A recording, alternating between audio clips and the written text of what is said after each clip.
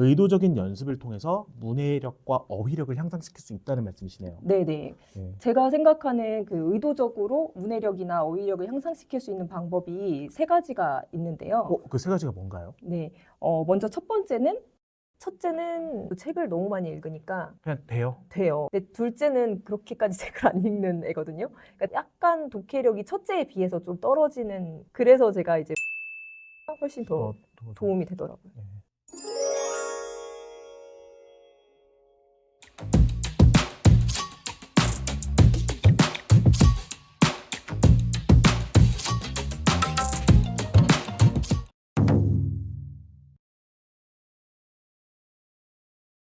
안녕하십니까. 자녀교육에 꼭 필요한 인사이트를 드리는 가른 패밀리 브루스 PD입니다.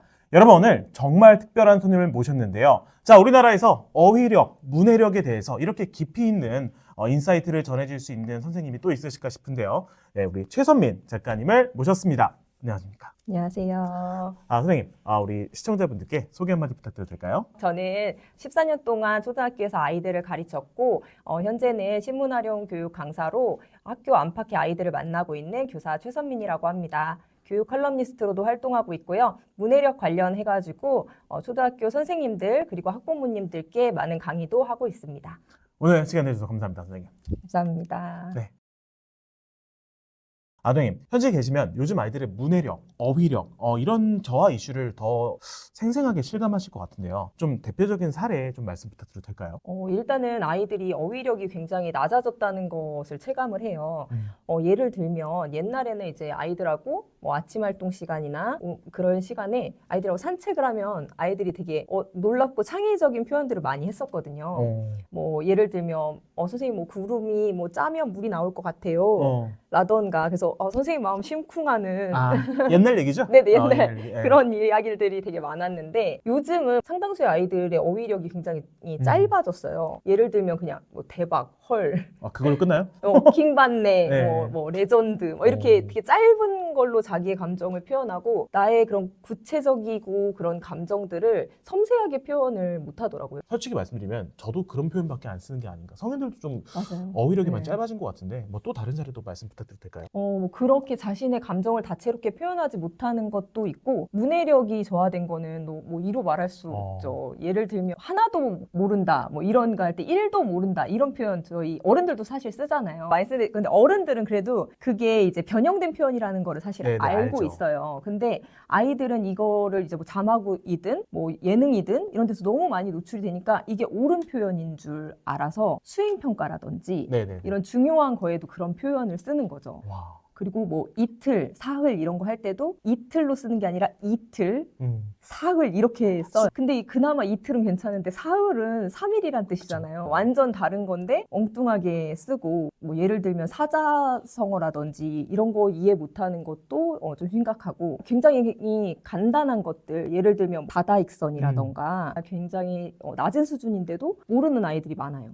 그래도 초등학교는 그나마 이제 어린이들이니까 모르면 알려주면 되고 이제 학교에서도 아이들이 그런 표현 썼을 때 그거 이제 선생님이 알려줘야 되는 역할이라고 생각해서 이렇게 설명을 해주면 돼요. 근데 중등 선생님하고 대화를 나눠보면 굉장히 힘들어 하시더라고요. 그래요? 어떤? 네. 예를 들면 뭐 과학 시간에 뭐 탄성에 대해서 배우면 애들이 탄성 자체를 이해를 못해서 탄성이 뭐예요? 라고 한다던가 뭐 사회 시간에도 뭐 장기 집권을 했다 이런 표현이 나오면 집권이 뭐예요? 그러니까 이제 내용을 가르쳐야 되는데 단어의 뜻을 하나하나 설명을 하다 보니까 수업을 못 나가겠네요. 수업에 맥이 끊긴다고. 오늘은 사실은 문해력 관련해서 좀 많이 여쭤보려고 했는데 얘기하다 보니까 진짜 이게 어휘력이 이 기초 벽돌이 없으면 안 되겠다라는 좀 생각이 드는데 조금 이따가 여쭤보도록 하겠습니다. 선생님, 사실 요즘은 문해력이 워낙 이슈다 보니까 독서가 중요하다는 거에 대해서 이의를 하실 분들은 아무도 없으실 거예요. 근데 문제는 어떻게 전략적으로 가성비 좋게 문해력을 올려줄 수 있냐가 사실 굉장히 많은 학부모님들이 고민하고 있는 이슈일 텐데요. 자, 그런 측면에서 여쭙고 싶습니다. 지속 가능하고 정말 효과적인 어휘력, 문해력 향상 비법을 조금 말씀 부탁드려도 될까요? 네. 사실 책 읽기랑 신문 읽기 같은 거 제가 굉장히 강조하는 부분인데 그게 가장 좋은 방법이긴 한데 사실 시간이 많이 들잖아요. 맞아요. 시간을 엄청 많이 쏟아서 책을 읽고 그 책 환경에 툭 빠지는 게 가장 좋은 방법이지만 아시다시피 요즘 초등학교 아이들 너무 바쁘잖아요. 네, 그리고 맞벌이 부부이신 분들 정말 맞아요. 동감하실 텐데 아이들 이제 퇴근하고 와가지고 이제 밥 먹고 씻기고 그러고 나면 이렇게 책을 충분히 읽게 할 시간이 사실 많지가 않다 보니까 독서만으로 어떤 어휘랑 문해력을 잡기가 부족하다고 느끼시는 분들이 많으실 것 같아요. 그런 경우에는 조금 전략적으로 뭐 문제집을 활용해도 좋고 아니면 어휘가 모아져 있는 책들이라던가 네네네. 어휘를 의도적으로 활용한 책, 그러니까 정말 순수한 독서라기보다 그런 것들이 모아놓은 책들을 활용해 주시는 것도 좋은 방법인 것 같아요. 여러분들 그 그릿이라는 책 아시죠? 그릿, 네네. 예, 알죠. 그 그릿이라는 책에서 그 의지와 투지를 의도적으로 키우는 방법, 그 그릿을 키우는 방법이 나와요. 근데 그 중에 하나가 의도적인 연습을 계속 하는 거가 나오거든요. 의도적인 연습이요. 네. 근데 저는 이 의도적인 연습이 공부에서도 필요하다고 생각을 해요. 네네. 제가 생각하는 그 의도적으로 문해력이나 어휘력을 향상시킬 수 있는 방법이 3가지가 있는데요. 그 3가지가 뭔가요? 네. 먼저 첫 번째는 한자를 공부하는 겁니다. 한자요. 네. 어쨌든 우리나라 어휘의 대부분이 한자어가 굉장히 많잖아요. 네, 맞아요. 그렇기 때문에 한자를 공부를 하는 게 꼭 필요한 것 같아요. 사실 저희 때만 해도 서예학원도 있었고 한자를 따로 그렇게 외우게 시키는 그런 부모님들이 많으셨는데 사실 요즘에는 한자 공부를 따로 시키는 게 마음의 여유가 없을 것 같아요. 네, 근데 그 한자를 막 읽고 쓰고 하는 걸 정확하게 획수를 예. 쓰는 것까지를 말씀드리는 거는 아니고 그 어휘의 뜻, 훈과 음을 알아서 그 단어를 유추할 수 있게 되면 좋을 것 같아요. 영어를 배울 때도 어원을 중심으로 공부하면 쉽잖아요. 네네네. 예를 들면 세미서클, 반원, 세미파이널 네. 이런 준결승, 준결승. 요렇게로 연결을 하면은 단어를 더 이해하기 쉽잖아요. 네네. 그거와 똑같이 우리 국어에서도 그 어휘를 공부할 때 한자를 알면 그 유추하기가 쉬운 거예요. 그렇죠. 예를 들면은 찰냉이라는 네네. 한자어가 있잖아요. 찰냉. 네네. 냉, 차갑다는 뜻. 네. 이거를 알고 있으면 냉동, 냉장고, 냉수 이런 식으로 연결이 되죠. 네, 연결이 되죠. 그러니까 네네. 단어를 하나만 아는 게 아니라 이렇게 묶음으로 알 수 있게 되는 거예요. 네네.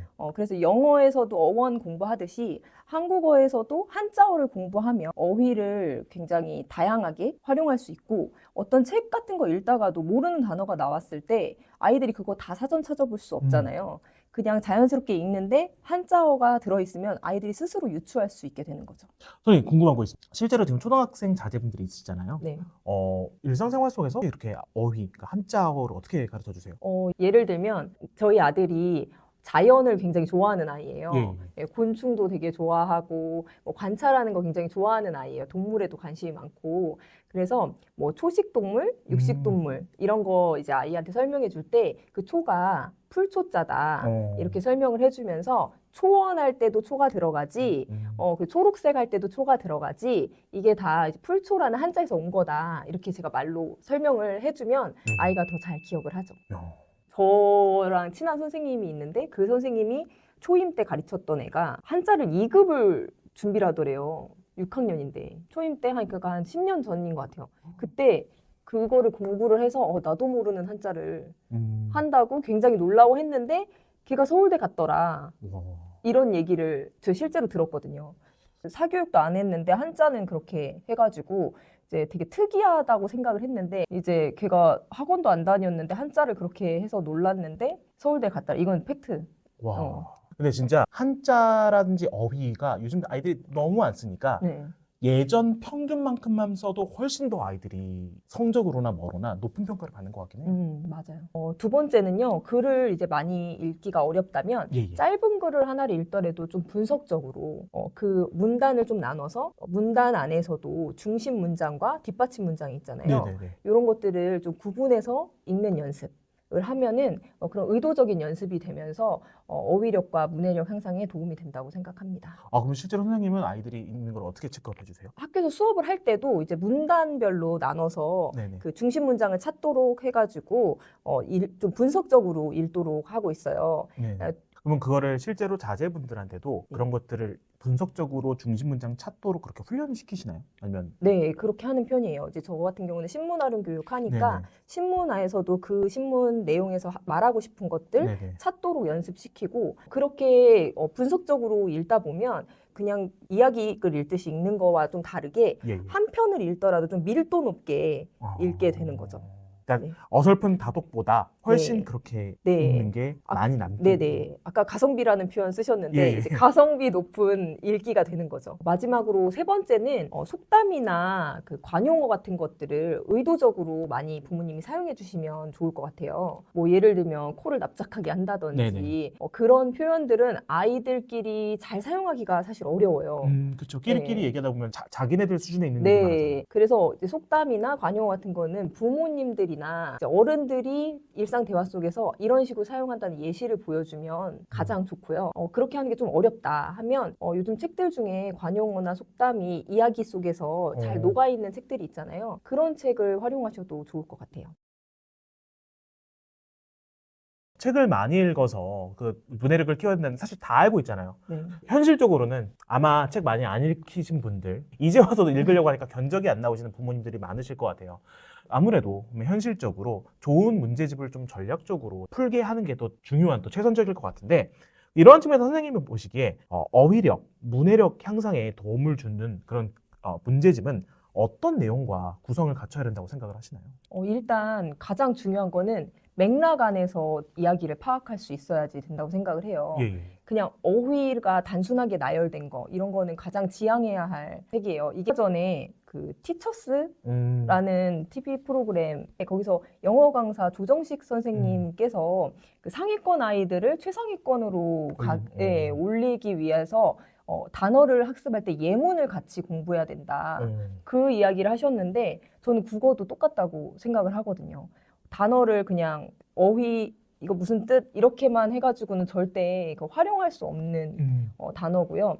그런 어떤 문제집을 구매를 하셔도 텍스트가 주어지고 그 텍스트 안에서 그 어휘를 자연스럽게 익힐 수 있는 방향으로 된 책을 고르셔야지 어휘책이라고 정말 딱 어휘만 이렇게 나열되어 있는 1대1 설명하듯이. 네, 그렇게 되어 있는 책은 좋은 책이 아니고 뭐 문제도 OX식으로 되어 있는 것은 좋은 책이라고 볼 수가 없고요. 네. 문제집 안에 있는 그 텍스트가 양질의 텍스트여야 하고 그게 맥락 안에서 어휘를 파악할 수 있게 구성되는 게 좋은 책이라고 생각을 합니다. 그리고 한자 어휘에 국한되는 것이 아니라 아까 전에 제가 관용어, 속담 이런 거 굉장히 중요하다고 네, 말씀드렸잖아요. 그런 것까지 함께 다루고 있는 책이면 정말 좋을 것 같아요. 그리고 많은 학부모님들이 아이들이 초등학생 때는 이제 국어 문법을 배우는지를 모르시는 분들이 많은데 네네. 초등학교 3학년부터 국어책에 이제 딸려서 같이 배우는 국어 활동이라는 책이 있어요. 네네. 그 책에 한 단원이 끝날 때마다 국어 문법이 또 나오거든요. 아이들이 그 부분을 생각보다 어려워해요. 문법을요? 네, 국어 문법을 아이들이 그냥 이렇게 들어서 안 거잖아요. 예. 들어서 자연스럽게 알았지 어떤 규칙을 생각해 본 건 아니잖아요. 예. 어릴 때 언어를 배울 때는. 그러다 보니까 그런 것도 좀 어려워해서 그런 부분도 다루고 있는 책이면 더 좋을 것 같아요. 네. 그리고 제가 이제 문제집을 의도적으로 푸는 게 좋다고 말씀드렸다고 해서 그 문제집을 막 아이한테 막 하루에 30분, 40분씩 앉혀놓고 풀리라는 말씀은 절대 아니고요. 다행이다. 아니에요? 네, 그런 거는 네, 그런 건 절대 아니고 적은 분량이더라도 매일 꾸준히 할 수 있는 그런 분량을 했으면 좋겠어요. 현실적으로 몇 분 정도 돼야 아이의 흥미와 그런 관심, 그런 집중력을 좀 이렇게 킵할 수 있을까요? 사실 아이들이 이렇게 앉아서 공부하는데 집중력이 그렇게 길지가 않거든요. 그래서 이제 또 스스로 푸는 거잖아요. 어떤 설명 듣지 않고 스스로 푸는 거기 때문에 한 10분 정도? 네, 10분 정도 딱 집중해서 풀 수 있는 분량. 그래서 아이들이 문제집 푸는 것 자체에 거부감이 들지 않는 정도의 분량으로 꾸준히 하는 거에 더 좋다고 생각합니다. 그러면 정말로 한 10분에서 15분 정도를 꾸준히 잡게 할 수 있는 문제집이어야 지속 가능성이 있겠네요. 네, 그렇죠. 그리고 좀 더 이렇게 좀 체계적으로 학년도 나뉘어져 있고 그래서 체계적으로 단계를 올릴 수 있는 거면 더 좋을 것 같아요. 그리고 아까 전에도 말씀드렸듯이 그 단어를 비슷한 것들끼리 관련된 것들끼리 모아서 기억하면 훨씬 좋다고 말씀을 드렸었잖아요. 그렇죠. 그런 것처럼 관용어도 그렇게 비슷한 표현들이 나오는 것들끼리 묶어서 기억을 하면 훨씬 좋을 것 같아요. 유사. 네네. 유의. 네, 예를 들면 뭐 눈 깜짝할 새라든지 눈에 띈다라든지 눈에 불을 켜고 뭐를 한다. 아, 눈에 관련된. 네, 그런 식으로 묶어서 기억하면 아이들이 좀 더 오래 기억할 수 있을 거라고 생각합니다. 선생님, 그러면 지금까지 뭐 저희가 지금 한자 중요하다, 어휘 중요하다, 사자성어 중요하다 했는데 한자, 뭐 사자성어 이거 언제부터 공부하는 게 맞을까요?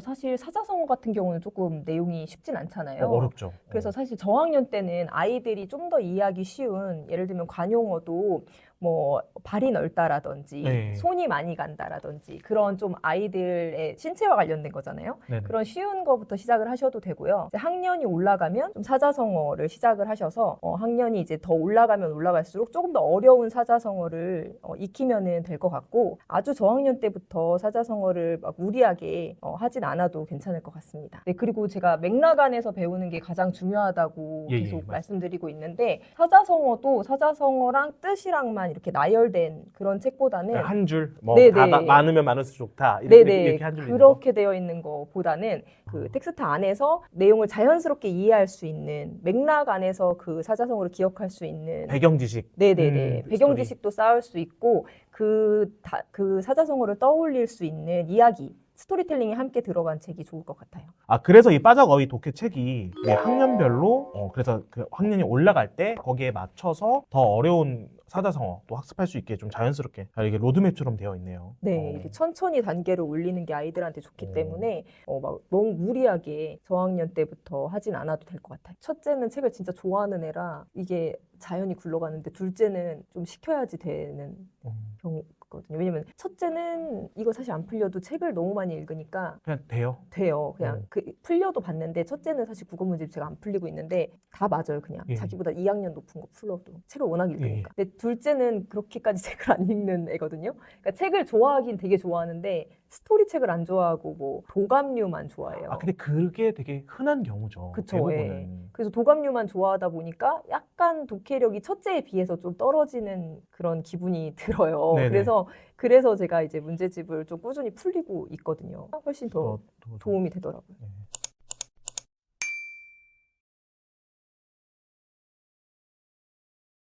어머님도 바쁘시잖아요. 네, 사실은 뭐 책 많이 읽혀라 많이 들으셨어요. 네, 이런 거 말고요. 정말 현실적으로 이 키워드 하나만 기억해 주세요. 저도 워킹맘이고 시간이 굉장히 예. 없다 보니까 어머님들이 힘들어하시는 게 정말 충분히 이해를 하거든요.